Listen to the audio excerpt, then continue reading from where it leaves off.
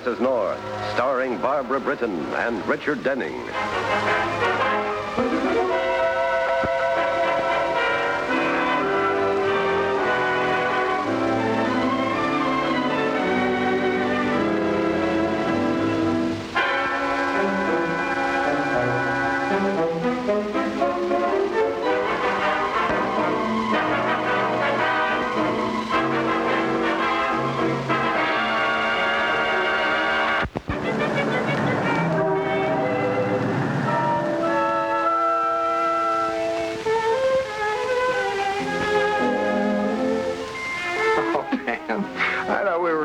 For the weekend, not for the summer.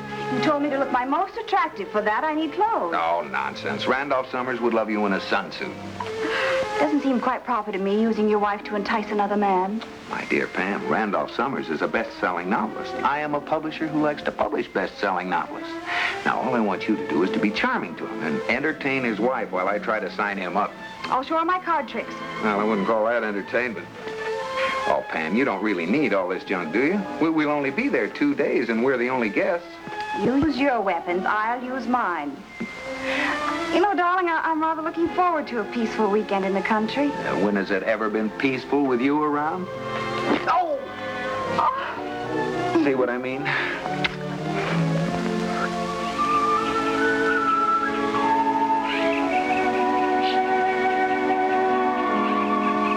No right to rent the house. Without even discussing it with us. It's disgraceful. But I tell you, I couldn't help it. Don't keep telling me you couldn't help it. Are you sure this is the right place? We had an understanding, an agreement. Oh, Jerry, yes, come in, come in. We're having a fight. Private or free-for-all? This is my wife, Pam. Randolph Summers? I so look forward to meeting you. Oh, here's Pam and Jerry North. How do you do? These two snakes in the grass are Jim and Phyllis Tucker. Randy, you're just being pig-headed. I'm sorry. Oh, don't mind us. We never miss it if we can. Well, you're in for a good one. You see, the Tuckers live next door. In fact, I'm the landlord. Well, that's a good start for a fight right there. Oh, it gets better. Randy, I think we'd better call time, at least until I've shown the North to their room. Oh, don't stop on account of us. Oh, Pam. It's not that interesting, Mrs. North. It's just that the Tuckers have sublet the house to a man we thoroughly dislike. A mistress of understatement. Shall we go up? Anybody home? If it's who I think it is, the answer is no. Well, well, well. If it isn't my old pal Randolph and Jerry North, the boy publisher. Hello, Walters. And what do you want? I think that you all know my wife, except this young lady. I'm Pam North. And I'm Ned Walters, a rival publisher of your husband's. You must have heard him talk of me. He hates my inside. Yes, who does not? I call that very unneighborly. I'm sorry to barge in like this, but we just wanted to get the key to the house from the Tuckers. Oh, you must be the people who rented. It's ironic, isn't it? Poor old Randy has his least favorite character installed right next door to him. Excuse me one moment. I'm going to burn that house down. Why don't you wait until we're in it? Jim, could we have the key to the house? My wife wants to do a few things, sort of do the place over. Over my dead body? Oh, don't you both being a little childish. After all, we are going to be neighbors. We might as well make the best of it. What Marc is trying to say in her faltering manner is, why not bury the hatchet? Oh, don't tempt me. Mrs. Walters is right. It's silly to carry on this feud. Why don't you all make up and then we could smoke a pipe of peace or something? Well, I'm perfectly willing. I'll even take a drink on it. Go on, Randy. Okay, I surrender. Well, what about those drinks? May I help you?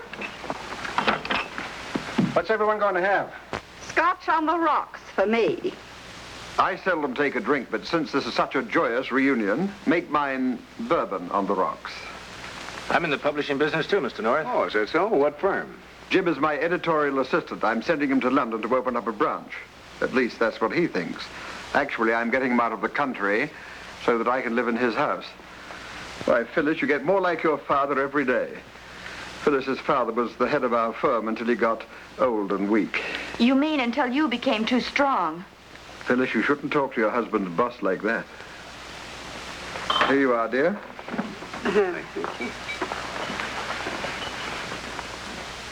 Ladies and gentlemen, I give you a toast to new friendships. To you, Randolph. Oh, that's Scotch, and I hate the stuff. You have my drink, dear, and you've already drunk most of it. Drink and be merry, for tomorrow we die.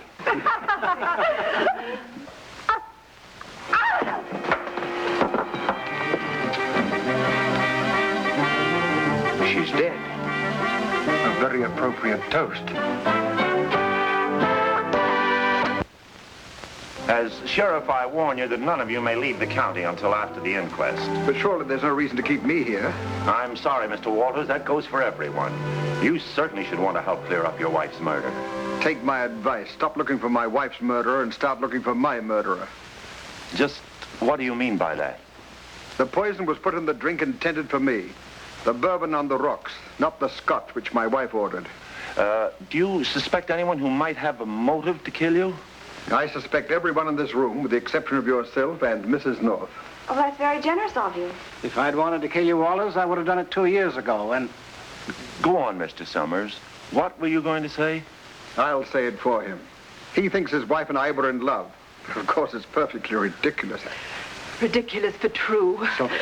What's the use of pretending it'll all come out eventually? I was in love with Ned Walters 2 years ago. I even thought of leaving my husband for him. And then he met another woman, a rich woman who could help him with his career, the late Mrs. Walters. Are you suggesting I married my wife for her money? Just a moment, please. What about you, Mr. Tucker? Oh, I didn't try to kill him, although I would have liked to. Well, such popularity must be deserved. Go on, Mr. Tucker. Well, I was working for Phyllis's, my wife's father. My father-in-law intended that I should take his place, but Walters managed to get such a stranglehold on the business that he rose to the top spot after my father-in-law's death. Furthermore, if it hadn't been for your nagging and bullying, my father'd probably be alive today. Well, you certainly all seem to have your motives. And you've certainly all had the opportunity. Why, there isn't one of you who couldn't have slipped the poison in that drink. Well, I'll be getting on. I have to check the nature of that poison. Where will you all be stopping? Well, Mr. and Mrs. North will be staying here with us. We'll be next door at our house. And you, Mr. Walters? I'll stay in the police station or any other place where my well-wishers can't get at me. Oh, stop being melodramatic. If you want, you can stay in our guest room. I'll even give you a key so you can lock yourself in. Well, Mr. Walters? I'll accept the offer, providing the key goes with it. Be seeing you all in the morning. We hope. Just another quiet weekend.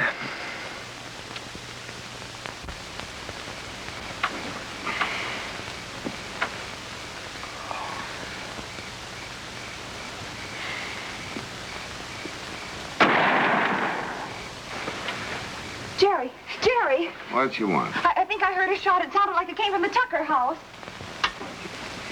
Oh, don't be silly. It's only that confounded owl. Well, I never heard an owl that sounded like a revolver. Come on. Put on your robe. Oh! Here. No. Well, don't knock yourself out. What was it, a shot? Yes, someone shot at me. Well, did you see anyone? No. Well, are you sure they shot at you? Oh, what do you call this empty shell? I found it just outside the window. What happened? I thought I heard a shot. You did. Somebody shot at me. Well, there doesn't seem to be anyone there now. You came in after your wife, Tucker. Where were you? I came from my bedroom, of course. Couldn't find my robe. What are you trying to infer? Well, someone shot at me, and I'll find out who it was. Oh, hurry, Jerry. Aren't you dressed yet? How can I hurry when I can hardly move? Oh, Walters must have designed this room. Oh, let's cut out this nonsense and get back to bed. Look, Jerry, there's someone running across the lawn from the Tuckers. Maybe it's the one who fired the shot. No, it's probably the milkman. Come on, back to bed. Not till I find out what's going on around here. Hey, Pam, I just found out who killed Mrs. Walters. Who? You. Me? Sure, you said you wanted to kill him and you helped prepare the drinks.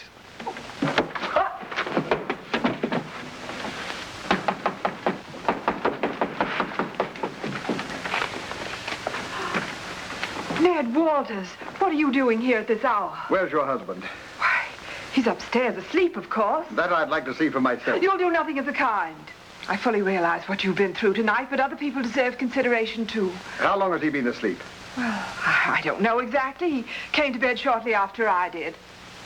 Why are you so concerned? Because I think he tried to kill me. Oh, you're insane. He's been asleep for hours. And anyway, he doesn't walk in his sleep.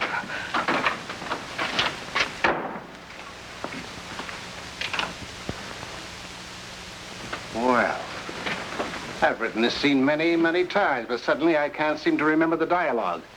What does this mean? Randy, I thought you were upstairs asleep. Yes, now I remember that line. And then the husband says, what is he doing here? Oh, save that drivel for your books. I came here to find out why you took a shot at me just now. That's about as lame an excuse as the other one about somebody trying to poison you. What do you think I'm doing here, Summers? Trying to warm up old embers? Get out of here. Randy, please. You go to your room, Sylvia. No, there Randy. There are several things you I must lose your temper. Oh, Ned, get out of here before there's any trouble. Not before I find out one thing. Somebody took a shot at me through my bedroom window. Your wife said that you were upstairs asleep, and now you come in fully dressed. I want to know where you were and what you were doing. You probably won't believe me, but I was out taking a walk, thinking about you. I suppose I should feel flattered. No, not particularly. I was thinking I should have killed you 2 years ago. Randy, no, you mustn't say things like Don't that. stop him. He means it. You bet I mean it. Oh!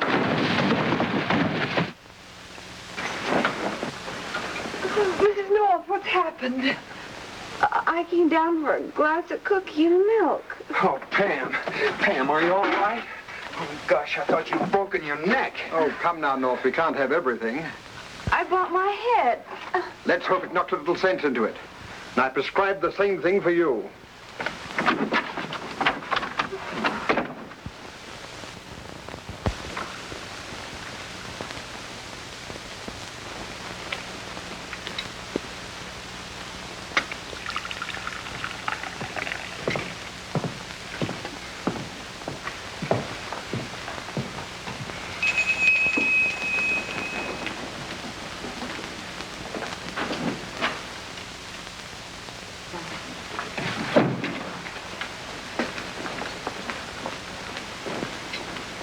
Morning.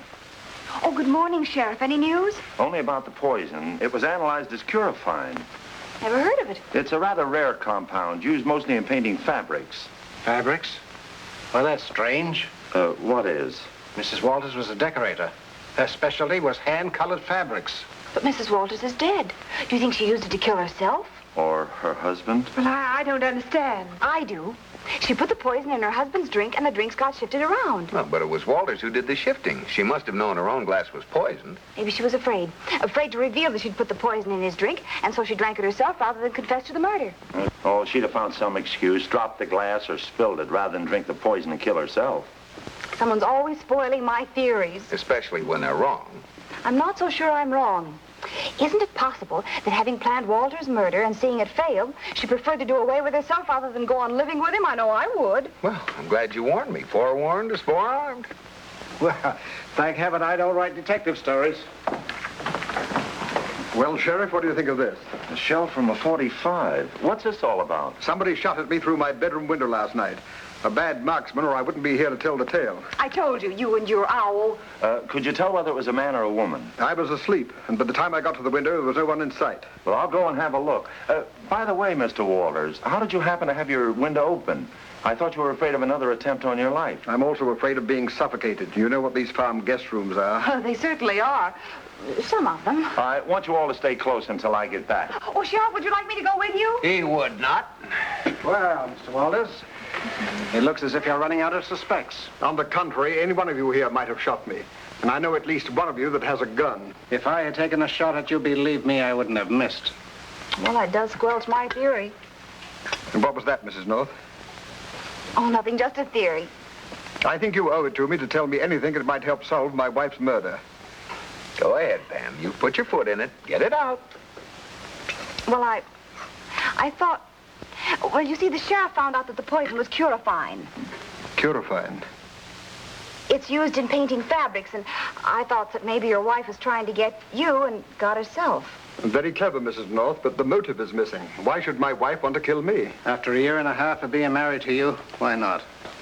I'm sorry to disillusion you, Randolph, but my wife is sufficiently fond of me to make an offer only a day ago to invest in my business and become a partner. Well, I thought your business was such a success. It didn't need financing. We were going to enlarge the business and make even greater profits. And by the way, North, that was a very interesting bit of information about the Curifine. What's so interesting about it? Curifine is not only used for fabrics, but also for color printing, for book jackets and illustrations. That would make it available to your husband. And also to Jim. And to you, too. If I was going to do away with myself, I wouldn't be so elaborate. I prefer privacy. He has you there. Oh, stop gloating. He has you, too.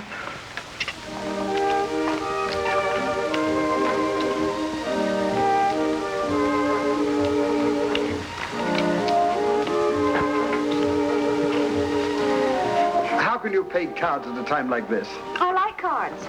You don't play as though you do. That's my hand. Oh, sorry. Pamela, keep your mind on the game, please. I wonder why that sheriff doesn't come back. Well, I'll bid 1 spade. 2 hearts. I'll buy. Anytime you're ready, Pam. Ready for what? Ready for your bid. We are playing bridge. I bid a diamond. Insufficient bid. Why is it? He bid 2 hearts. Oh. Maybe the sheriff got lost.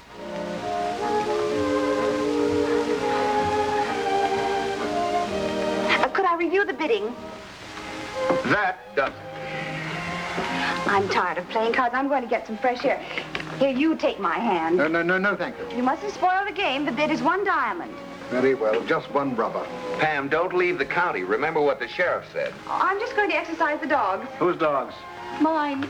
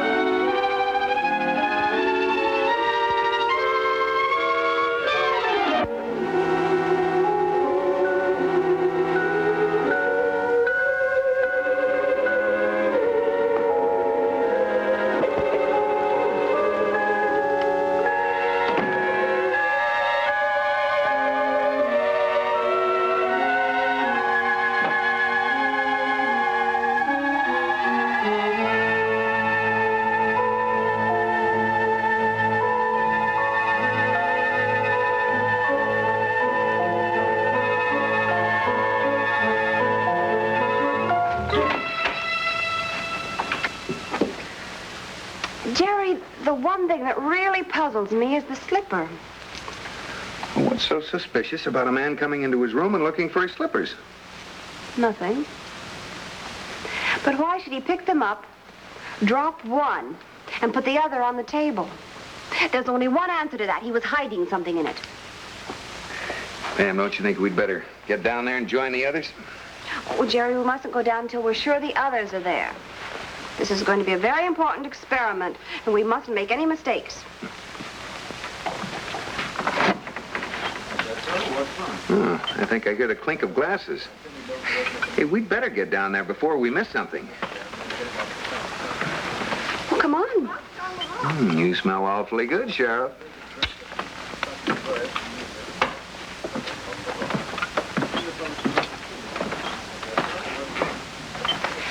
You're sure you know what to do now? Yes, but I'm not sure I'll let you do it. Oh, darling, you've got to. It's the only way. Oh, the things you can think up to get us into.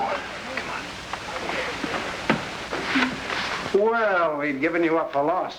Van dresses on the installment plan. 1 garment an hour. I'm sorry we're late. What's the idea? Put on those lights. Can you see anything, Jerry? No. Can you see anything glow? What's the matter, Jim? Take it easy. Everything's all right. May I ask why you did that? I'm sorry, it was reflex action. Huh? Well, it got broken at home, and when it was fixed, it worked the wrong way. You know, up instead of down. Well, now, really... What have you Put the lights on. Put those lights on. Does anyone have the correct time? I was just showing you our lights work at home. Yes, I think we have the point, Mrs. North. You don't need to press it. What have your lights at home got to do with turning those off here? Oh, that's where the reflex action part comes in. You see, when I walk into our living room, I always turn the lights on, and for a moment I thought I was home. Which gives you a rough idea of my home life. For a moment, I thought someone was having another go at me. For a moment, it entered my mind. Oh, can't we stop, forget all this for a moment? I mean, forget that there was a murder and act like civilized people. I don't intend to forget that my wife was murdered instead of me. That doesn't tend to make one act like civilized people. But if we keep suspecting each other and brooding about it, anything's apt to happen. Exactly. That's why I hope the sheriff gets back before it does. I have an idea. Let's all search each other for concealed weapons. Mrs. North, you're full of ideas, all of them equally insane. Oh, now, just a minute, Walters. You can't talk to my wife that way. Please, let's stop all this. Well, why don't we all have a drink? It might cheer things up a little. Well, it's just about to mix them. Nothing for me. Well, surely you don't think we're going to try and poison you again. Oh, you admit you tried it once. That's a lot of rotten, you know it. Jim, tell him now. Tell me what? Just this. I'm quitting your rotten firm as of now. That saves me the trouble of firing you, although it seems a pity. What's a pity? If I had been killed, your husband would have stayed with the firm and probably taken my job. An excellent motive, isn't it? I thought we were going to stop all of this and have drinks. Coming up. Mr. Walters? Another idea? A safe one this time. See this decanter? Clearly. Well, if I have a drink from it with you, will you be convinced that it's not poisoned? I told you yesterday I seldom drink. Oh, but you drank yesterday, and after all, this is an occasion, too. Who knows? Any moment we may discover that one of us is the guilty party. Well, no one has to urge me. Well, just to be congenial.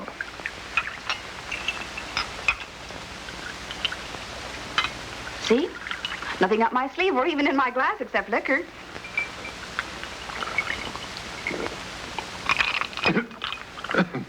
There now, wasn't that good? Not bad. You see? Scotch is a good drink after all. Bourbon.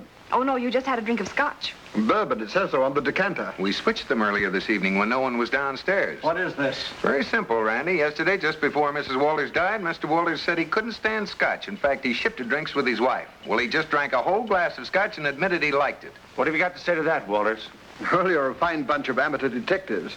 You'll also recall that I said that I seldom drank. I wouldn't know the difference between bourbon and scotch. You knew the difference yesterday.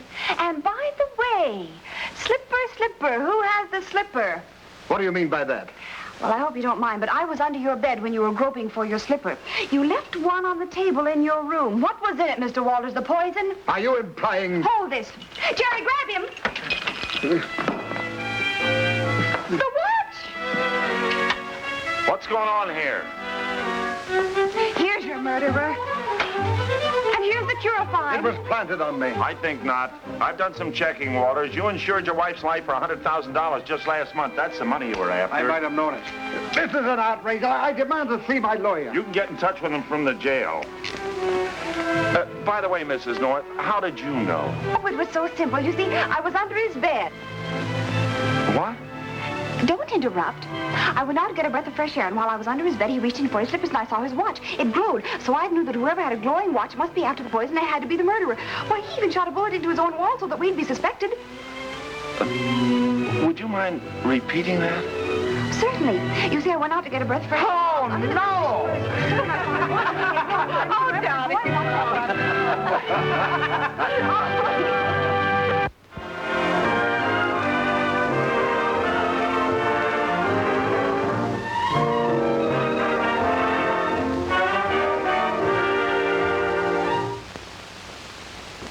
Mr. and Mrs. North is directed by Ralph Francis Murphy. A John W. Loveton production. Produced by Federal Telefilms. Starring Barbara Britton and Richard Denning, featuring Francis DeSales.